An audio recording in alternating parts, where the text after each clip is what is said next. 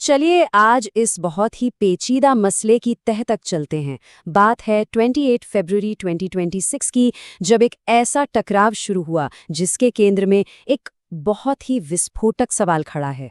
बस इसी एक दावे ने समझिए कि पूरी दुनिया में हड़कंप मचा दिया है। लेकिन सच क्या है ये पता लगाना उतना आसान है नहीं, और दांव पर जो लगा है वो बहुत कुछ है। शुरुआती हमलों के बाद जो केओस फैला है, उसके बीच से दो बिल्कुल अलग-अलग कहानियां निकलकर सामने आ रही हैं। तो एक तरफ से तो ये दावा है कि उन्होंने पूरी बाजी जीत ली है, और दूसरी तरफ से बदला लेने का एक जबरदस्त वादा किया जा रहा है। अब देखिए, ये जो अलग-अलग सबूत सामने आ रहे हैं ना, यही इस मामले को और भी उलझा देते हैं। एक तरफ अंगूठी मिलती है, दूसरी तरफ विदेश मंत्री कहते हैं कि वो जिंदा है। ये पूरा मामला एक हाई स्टेक्स मिस्ट्री बन गया है। ये जो पूरा संघर्ष है, ये असल में 3 अलग-अलग ऑपरेशंस के तहत लड़ा जा रहा है। और जैसे ही ईरान पर शुरुआती हमले हुए, उन्होंने भी अपनी पूरी ताकत के साथ पलटवार किया। ईरान का संदेश बिल्कुल साफ था, अगर हम पर हमला हुआ तो इस इलाके में कोई भी महफूज नहीं रहेगा।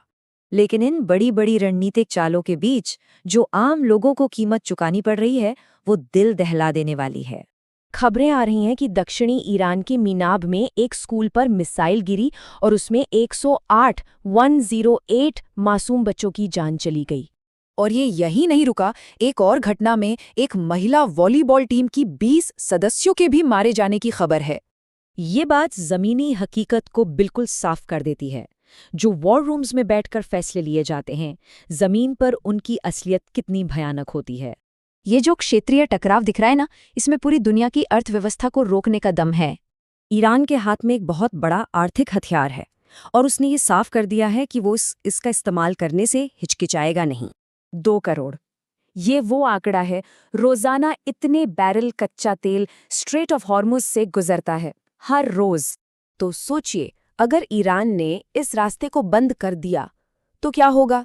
तेल की कीमतें आसमान छूने लगेंगी, पूरी दुनिया की अर्थव्यवस्थाएं एक भयानक मंदी में जा सकती है, और इसका असर हम सबके घरों तक पहुंचेगा। और भारत के लिए ये आंकड़ा बहुत मायने रखता है। खाड़ी देशों में 90 लाख भारतीय रहते हैं। उनकी जिंदगी अब सीधे सीधे खतरे में है। इसी वजह से ऑपरेशन सिंधु नाम के एक बहुत बड़े रेस्क्यू मिशन की तैयारी की बातें हो रही हैं। देखिए, किसी भी जंग में जो पहली कैजुअलिटी होती है, वह हमेशा सच की होती है। खबरें हैं कि ईरान के अंदर एक बहुत बड़ा इंफॉर्मेशन ब्लैकआउट चल रहा है। इंटरनेट की पहुंच 54% से भी ज्यादा गिर गई है। मतलब देश के अंदर असल में क्या हो रहा है, ये पता लगाना लगभग नामुमकिन हो गया है।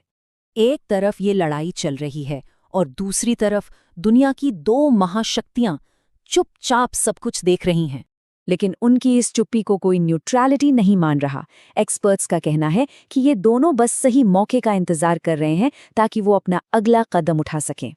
तो यहाँ ये समझना बहुत जरूरी है कि ये सिर्फ एक मिलिट्री कॉन्फ्लिक्ट नहीं है। जमीन पर जो लोग लड़ रहे हैं, उनमें से कई लोगों के लिए ये टेक्नोलॉजी के खिलाफ आस्था की लड़ाई है। आने वाले कुछ दिन ये सिर्फ एक देश का भविष्य तय नहीं करेंगे, हो सकता है ये 21वीं सदी का पूरा इतिहास बदल कर रख दें।